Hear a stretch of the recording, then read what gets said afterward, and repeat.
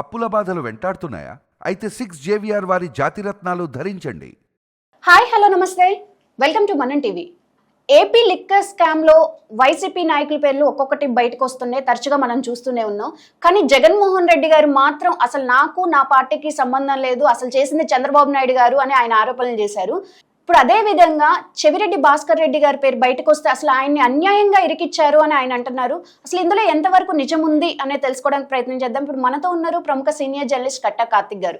నమస్తే సార్. నమస్తే sir, AP liquor scam అంటేనే ఈ మధ్యకాలంలో బాగా వినిపిస్తున్న పేర్లు వైఎస్ఆర్సీపీ నాయకులు, అవునా? కానీ ఇప్పుడు చెవిరెడ్డి భాస్కర్ రెడ్డి గారి పేరు కూడా వస్తే కాదు, జగన్మోహన్ రెడ్డి గారు అంటున్నారు ఆయన్ని కేవలం అన్యాయంగా ఇరికిచ్చారు అని అంటున్నారు. అసలు ఇందులో ఎంతవరకు నిజం ఉందంటారు? ఎస్, అంటే జగన్మోహన్ రెడ్డి గారు వైసీపీకి సంబంధించిన ఏ నాయకుడు అరెస్ట్ అయినా అతను అమాయకుడు అని చెప్పడం అలవాటుగా మారిపోయింది. అందరూ అమాయకులైనప్పుడు ఇంట్లో కుండెట్ట మాయమైపోయింది. ఇక్కడ కీలకంగా మాట్లాడుకోవాలి. అసలు లిక్కర్ స్కామ్ జరిగిందా లేదా, జగన్మోహన్ రెడ్డి గారు దాన్ని ఒప్పుకుంటున్నారా లేదా? ఒక తప్పుడు లిక్కర్ అమ్మేసి, నాసిరకం లిక్కర్ అమ్మేసి, ప్రజల ప్రాణాలను ప్రణంగా పెట్టేసి పెద్ద ఎత్తున డబ్బులు కూడబెట్టుకున్నటువంటి స్కాము ఏపీ మద్యం స్కామ్ అని చెప్పబడతా ఉంది. ఇప్పుడు దాన్ని సిట్ ఎంక్వైరీ చేస్తూ ఉంది. ఈ దేశం మొత్తం కూడా విస్తుపోతూ ఉంది. ఈ దేశంలో ఎక్కడా జరగని విధంగా ఏపీలో మద్యం స్కామ్ జరిగింది అనేటువంటిది. వరుసగా అరెస్టులు జరుగుతూ ఉన్నాయి. రాజు కసిరెడ్డి నుంచి మొదలుపెట్టి ఇప్పుడు చెవిరెడ్డి భాస్కర్ రెడ్డి దాకా. వైసీపీకి సంబంధించిన ఏ నాయకుడు అరెస్ట్ అయినా జగన్మోహన్ రెడ్డి గారు మీడియా ముందుకు వచ్చి చెప్పే మాట ఏంటంటే అమాయకుడిని అక్రమంగా ఇరికించి అరెస్ట్ చేశారు అని చెప్పేసి. అందరూ అమాయకులు అయి ఉంటే ఇంట్లో కుండ ఎలా మాయమైంది? ఇప్పుడు బేసిక్గా ఇది మనం ఆలోచించుకోవాలి. అవును, ఇప్పుడు ఏపీ మద్యం స్కామ్లు జరిగింది అనేటువంటిది కొంత టెక్నికల్ ఎవిడెన్స్ దొరికింది. కోర్టులు కూడా దాన్ని అగ్రీ చేశాయి. ముందస్తు బెయిల్ కోసం వెళ్ళినటువంటి వాళ్ళకి కోర్టులే చెప్పాయి దీంట్లో కొంత ప్రాథమిక సమాచారం కనపడతా ఉంది, ఆధారాలు కనపడతా ఉంది, మీకు ముందస్తు బెయిల్ ఇవ్వలేమని చెప్పేసి ధనుంజయ రెడ్డి విషయంలో, కృష్ణమోహన్ రెడ్డి విషయంలో, బాలాజీ గోవిందప్ప విషయంలో కోర్టు చెప్పాయి. చెప్పిన తర్వాత కూడా ఇది అక్రమ అరెస్టు అంటున్నారంటే చెవిరెడ్డి భాస్కర్ రెడ్డిది. ఇప్పుడు చెవిరెడ్డి భాస్కర్ రెడ్డి మీద ఉన్నటువంటి అభియోగం ఏంటి? లిక్కర్ స్కామ్లో వచ్చినటువంటి డబ్బుల్ని ఎన్నికల్లో ఖర్చు పెట్టారు. ఆ ఎన్నికల్లో ఎవరికి ఎంత చేరవేయాలి మొత్తం చూసింది ఈ చెవిరెడ్డి భాస్కర్ రెడ్డి.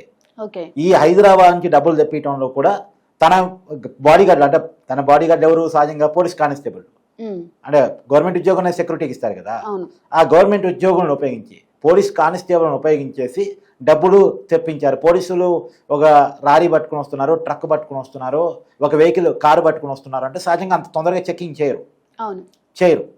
సో కాబట్టి పోలీసులని దీనికి వాడుకున్నారు అనేటువంటిది ఇప్పుడు ఉన్నటువంటి అభియోగం. జగన్మోహన్ రెడ్డి గారు ఏం చెప్తారు? ఒక కానిస్టేబుల్ని బలవంతం చేసి, కొట్టి తిట్టి బలవంతం చేసి చెవిరెడ్డి భాస్కర్ రెడ్డి పేరు చెప్పించి అక్రమంగా ఇరికించారు అని చెప్పి జగన్మోహన్ రెడ్డి గారు చెప్తున్నారు. నిజంగా ఒక కానిస్టేబుల్ ఒక వాంగ్మూలం ఇవ్వగానే చెవిరెడ్డి భాస్కర్ రెడ్డిని అరెస్ట్ చేయరు. ఆ కానిస్టేబుల్ చెప్పిన దాన్ని నిర్ధారణ చేసుకొని దానికి సంబంధించిన ఎవిడెన్స్ని కరెక్ట్ చేసుకున్న తర్వాతే అరెస్ట్ చేస్తారు. ఎందుకంటే ఒక చెవిరెడ్డి భాస్కర్ రెడ్డి కానిస్టేబుల్ చెప్పినంత మాత్రాన్ని అరెస్ట్ చేస్తే అది కోర్టు ముందు చెల్లుబాటు కాదు. వీరు అరెస్ట్ చేయడం సరిపోదు, కోర్టు ముందు ప్రూవ్ చేయగలగాలి. ఎందుకు అరెస్ట్ చేశాం, అరెస్ట్ చేయడానికి ఇతను నేరం చేశాడా లేదా, ఒక ప్రాథమిక సమాచారాన్ని కోర్టు ముందు ప్రొడ్యూస్ చేయగలగాలి. ఇప్పుడు ఒక కానిస్టేబుల్ వాంగ్మూలం తీసుకున్నాం, ఇదిగో ఇతను చెవిరెడ్డి భాస్కర్ రెడ్డి పేరు చెప్పాడండి అందుకే అరెస్ట్ చేశామంటే కుదరదు. అట్లా ఒకళ్ళు చెప్పే వాంగ్మూలం ఆధారంగా అరెస్ట్ చేయాలనుకుంటే ఎవరినైనా అరెస్ట్ చేయొచ్చు. ఇప్పుడు నీ పిఏని కూడా అరెస్ట్ చేసేసి నీ పిఏ ద్వారా రమ్య పలానా నేరం చేసిందని ఉట్టిగా మాట చెప్పించేస్తే నిన్ను అరెస్ట్ చేయొచ్చు. అలా సాధ్యం కాదు. ఆ వ్యక్తి చెప్పండి సరిపోదు, ఆ వ్యక్తి చెప్పిన దానికి ఆధారాన్ని సరిపుచ్చి అది కోర్టు ముందు ప్రొడ్యూస్ చేస్తే అరెస్టు నిలబడుతుంది, నువ్వు అరెస్ట్ చేసిన వ్యక్తికి రిమాండ్ పడుతుంది. ఇప్పుడు పోలీసులు చేసింది కూడా అదే. ఇప్పుడు చెవిరెడ్డి భాస్కర్ రెడ్డికి ఎందుకు రిమాండ్ పడింది? అరెస్టు చేసినటువంటి అధికారులు కోర్టు ముందు ఆధారాలు ప్రొడ్యూస్ చేయగలిగారు కాబట్టి రిమాండ్ పడింది. ఇప్పుడు నిజానికి చెవిరెడ్డి భాస్కర్ రెడ్డి గారు ఏ నేరం చేయలేదు అనుకో, అతని మీద లుక్అవుట్ నోటీసులు ఉన్నాయి కదా, మరి లుక్అవుట్ నోటీసులు ఉంచుకొని ఎందుకు బెంగళూరు ఎయిర్పోర్ట్ నుంచి కొలంబో పోబోయారు వెంకటేశ్వర నాయుడుతో కలిసి? అందులో లిక్కర్ స్కామ్లో కేసులో ప్రధానటువంటి నిందితుల్లో ఒకరిగా ఉన్నటువంటి వెంకటేశ్వర నాయుడుతో కలిసి, ఒక ప్రముఖ రియల్ ఎస్టేట్ వ్యాపారితో కలిసి ఎందుకు కొలంబో వెళ్ళబోయారు? అంత అర్జెన్సీ ఏంది? జగన్మోహన్ రెడ్డి గారి ప్రోగ్రాం ఉంది పల్నాడు జిల్లాలో, ఒక మాజీ ఎమ్మెల్యేవి, ఒక ఎంపీగా పోటీ చేసినటువంటి వ్యక్తివి, ఆ ప్రోగ్రాంలో నువ్వు ఉండాలి. అందులో పొదిలో జరిగిన సంఘటన మీద రచ్చ నడుస్తూ ఉంది, అక్కడ పార్టీ ప్రోగ్రాం చేస్తూ ఉంది. ఆ పార్టీ ప్రోగ్రామ్స్ ఉంచుకొని జగన్మోహన్ రెడ్డి గారి పర్యటన ఉంచుకొని కూడా నువ్వు ఎందుకు కొలంబో వెళ్ళాలని చూసావు చెవిరెడ్డి భాస్కర్ రెడ్డి? ఏ నేరం చేయనప్పుడు పారిపోవాల్సిన అవసరం నీకేంటి? తప్పించుకోవాల్సిన అవసరం నీకేంటి? నీ మీద లుక్అవుట్ నోటీసులు ఉన్నప్పుడు పోలీసు విచారణకు హాజరయ్యి నేనేం తప్పు చేశాను చెప్పండి, నేనేం తప్పు చేయలేదు నిరూపించుకోవాల్సిన బాధ్యత నీ మీద ఉంది కదా. అవును. ప్రజా జీవితంలో ఉన్నప్పుడు పారదర్శకంగా ఉండాలి.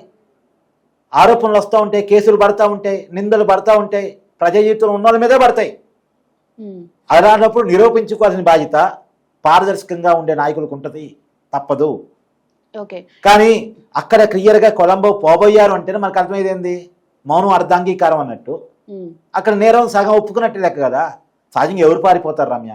దొంగలు పారిపోతారు, నేరస్తులు పారిపోతారు, అంతేగా తప్పు చేసిన వాళ్ళే కదా పారిపోయేది. తప్పు చేయనోడికి పారిపోవాల్సిన అవసరం ఏంటి? కొలంబో నీ మీద లుక్అవుట్ నోటీసులు ఉన్న సమయంలో పోవాల్సిన అంటే అవసరం ఏంటి? ఏదో అడగబోతున్నారు. వైసీపీ నాయకులు ఇండివిజువల్ గా తప్పులు చేసిన అంటే వాళ్ళ మీద కేసులు అయ్యి వాళ్ళు అరెస్ట్ అయిన టైంలో పెద్దగా రెస్పాండ్ అవ్వలేదు జగన్మోహన్ రెడ్డి గారు. కానీ ఒక్క ఏపీ లిక్కర్ స్కామ్ విషయంలోనే ప్రతి ఒక్కరికి రెస్పాండ్ అవుతూ వస్తున్నారు, అంటే వాళ్ళ తప్పు లేదు అని. ఎందుకని చివరికి ఆయన దాకా వస్తుంది అని చెప్పా? 2 కారణాలు. నువ్వు అన్నట్టు ఆ లిక్కర్ కేసు తన దాకా వస్తుంది ఒకటి, తర్వాత తన ఇంటి మనుషుల అరెస్ట్ వరకు వచ్చింది. లేటెస్ట్ గా అరెస్ట్ అయినటువంటి బాలాజీ గోవిందప్ప భారతీ కంపెనీలో ఫైనాన్షియల్ డైరెక్టర్గా పనిచేసినటువంటి వ్యక్తి.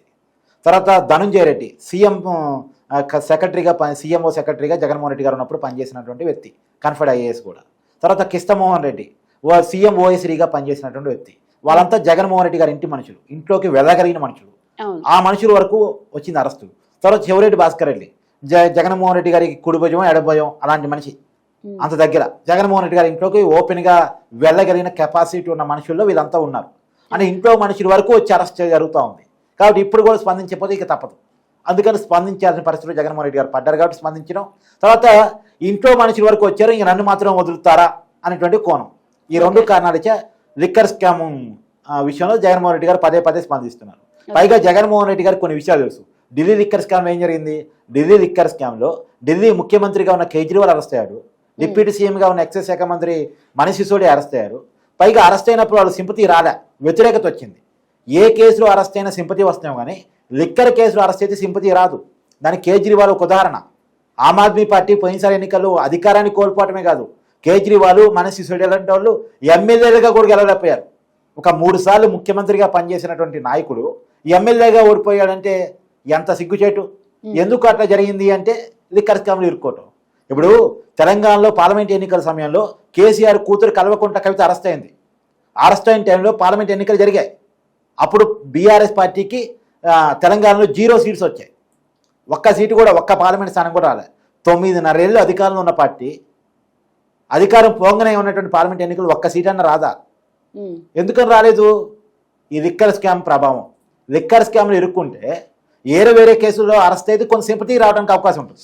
కానీ ఈ లిక్కర్ స్కామ్లు ఇరుక్కుంటే ప్రజల్లో అసహ్యం, కోపం వస్తుంది, నెగిటివ్నెస్సే వస్తుంది. అందుకనే లిక్కర్ స్కామ్లు ఇరుక్కోవడానికి జగన్మోహన్ రెడ్డి గారు ఇష్టపడట్లేదు. ఆ లిక్కర్ స్కామ్ని డిపెండ్ చేసుకోవడానికి చాలా ప్రయత్నాలు చేస్తున్నారు. ఇంకొక మాట చాలా క్లియర్గా చెప్పుకునేది ఏంటంటే లిక్కర్ స్కామ్ అనేది ప్రజల కళ్ళ ముందు జరిగిన స్కామ్. అంటే ప్రజలకు ఐడియా ఉంది ఏ బ్రాండ్లు అమ్మారు, ఏ రూపంలో అమ్మారు, డబ్బు రూపంలో అమ్మారా, కార్డ్స్ కూడా ఫోన్పేలు కూడా అలౌ చేశారు లేదా, ఇదంతా ప్రజలకు తెలుసు. ఇప్పుడు మిగతా స్కామ్లు, ఇప్పుడు మట్టి స్కామో ఇసుక స్కామో అంటే ప్రజలు అందరూ చూడకపోవచ్చు, లేదు ప్రభుత్వ ఖజానాలో స్కామో అంటే ఇవన్నీ ప్రజలకి పెద్ద గమనంలో ఉండకపోవచ్చు.